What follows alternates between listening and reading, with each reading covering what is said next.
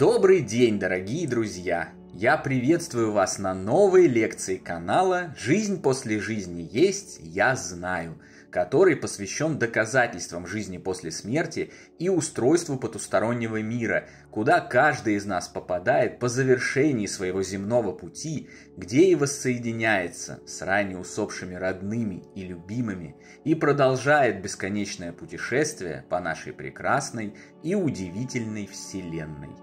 Сегодня мы начнем говорить о самых удивительных, добрых и прекрасных созданиях Вселенной – детях. И узнаем, как, наблюдая за ними и слушая их, можно получить доказательства существования жизни после смерти и потустороннего мира. В этой лекции речь пойдет о прошлых жизнях детей, информация о которых то и дело прорывается через них к нам, наглядно показывая, что наша жизнь совершенно точно не ограничивается коротким земным отрезком в биологическом теле. Приступим. Когда мы только приходим в земной мир, нам доступен гораздо более обширный спектр восприятия всего сущего вокруг нас. Во снах мы летаем, потому что наши воспоминания о пребывании в мире духа, где мы можем без каких-либо затруднений парить в небесах, еще свежи в нас. Но взрослые убеждают нас, что это означает лишь то, что мы растем, хотя это, конечно же, не так. В детстве зачастую мы можем помнить и прошлые жизни, и время, когда мы пребывали в духовном мире, видеть невидимое для взрослых глаз. Энергии, духов, потусторонние сущности и общаться с ними без каких-либо затруднений.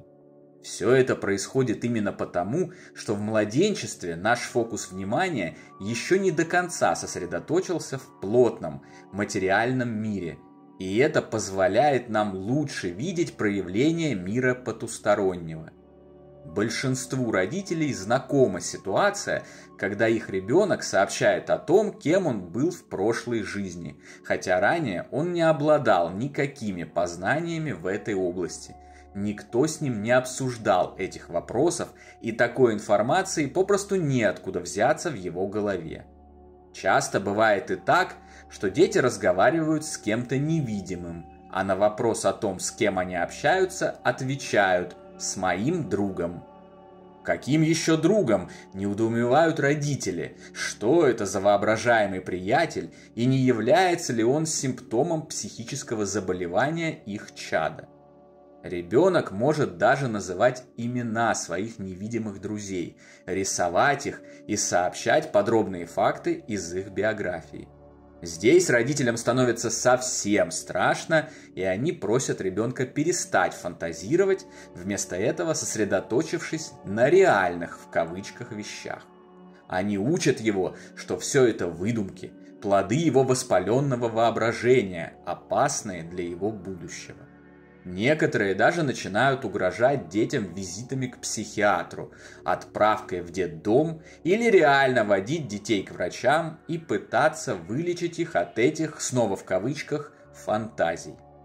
Так мы, не делая ничего запретного или предосудительного, просто честно рассказывая о том, что видим и что помним, впервые становимся жертвой досадных и трагических ошибок наших родителей в воспитании поколений, приходящих нам на смену.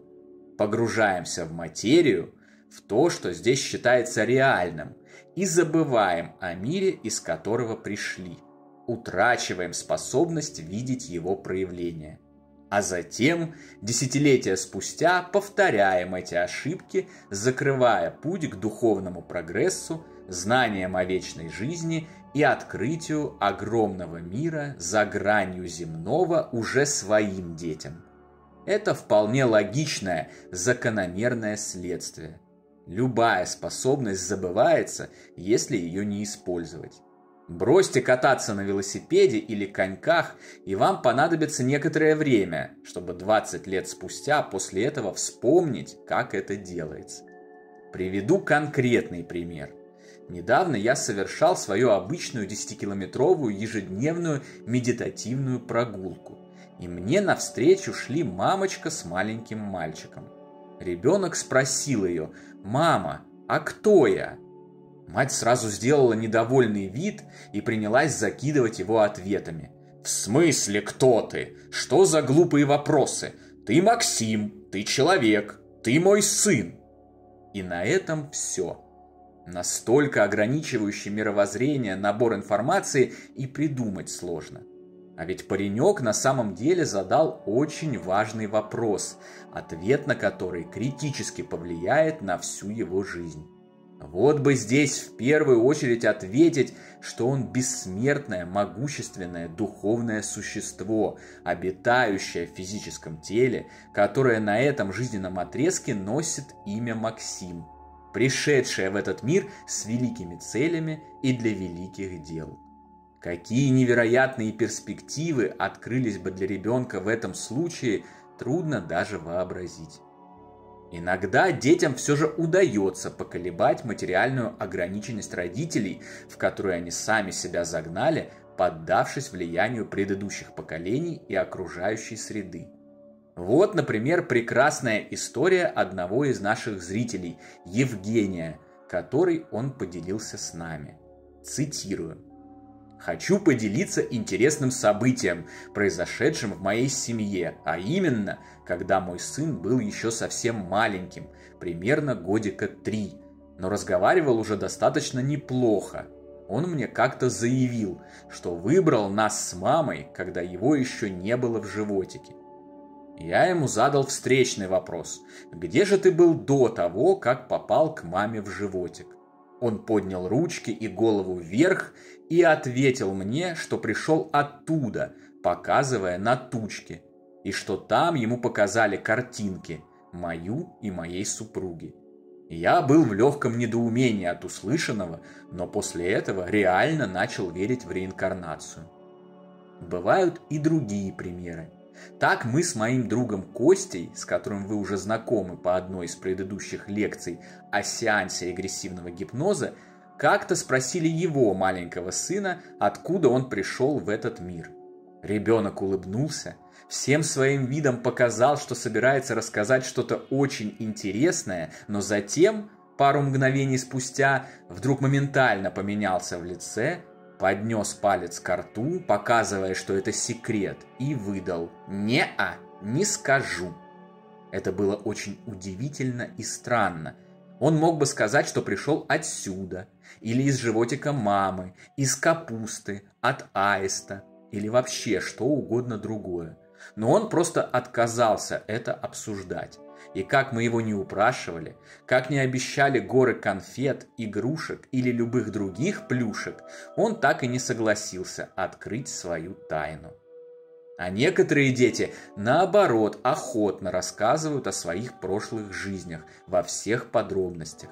И часто бывает так, что при проверке данная ими информация подтверждается. Я уже рассказывал вам ранее о профессоре Яне Стивенсоне. Он почти всю свою жизнь занимался исследованием реинкарнации и более всего сосредотачивался именно на детях. Несколько раз он сталкивался с поистине удивительными случаями, когда дети очень точно описывали свои прошлые жизни, а проверяя их, профессор и команда его коллег-исследователей убеждались в том, что это правда. Так было, например, с пакистанской девочкой, которую в прошлой жизни убил ее сосед. Она очень точно описала свой бывший дом, своих родственников и соседа-убийцу, хотя не могла ничего о них знать, так как в своей нынешней жизни жила в совсем другом месте, значительно удаленном от города, где произошли трагические события той ее жизни. Это лишь несколько примеров из огромного множества. Подобные случаи происходят по всей планете на протяжении всего существования человечества. Информацию об этом вы можете найти в предложенном нами перечне литературы, который опубликован в нашем телеграм-канале и любой нашей книге из цикла «Жизнь после жизни есть, я знаю».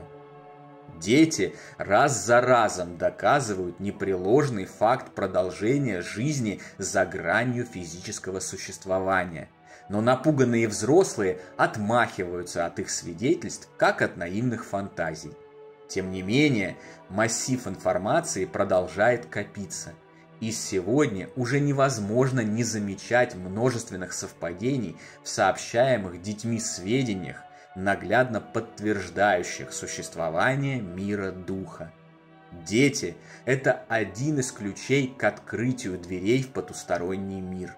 Если вам повезло стать родителем и привести в трехмерный мир ребенка, не спешите отмахиваться от той удивительной информации, которую он хочет вам сообщить в начале своего пути. Присмотритесь, прислушайтесь, понаблюдайте. Ничего не бойтесь, ведь бояться нечего, и вы своими собственными глазами увидите доказательства жизни после смерти и этот волшебный мостик, перекинутый от нашего мира на ту сторону через маленьких людей. Я абсолютно уверен, что именно дети в конечном итоге перетянут канат последних сомнений в существовании огромного мира за гранью трехмерного физического восприятия и станут той последней каплей в критической массе информации о потустороннем. Эта последняя капля переполнит чашу и снесет, наконец, плотину скептицизма и ограничений, построенную взрослыми представителями материального мира в их корыстных интересах обогащения, обретения власти и попытках совладать со страхом смерти.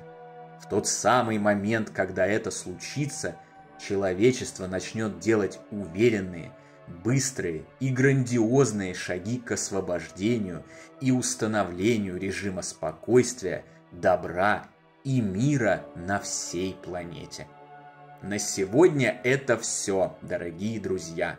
В следующий раз мы узнаем о том, куда дети попадают после смерти, чем они там занимаются и как все устроено на том свете для детей. Дополнительную интересную и полезную информацию за пределами лекций, ответы на ваши вопросы о жизни после смерти в целом и по этой лекции в частности, а также познавательные статьи о потустороннем мире вы найдете в нашем телеграм-канале. Ссылка на него, как всегда, в описании видео и на экране. Добро пожаловать! Встречаемся на новой лекции здесь же, на нашем YouTube-канале. А пока всего вам самого лучшего, волшебного и замечательного.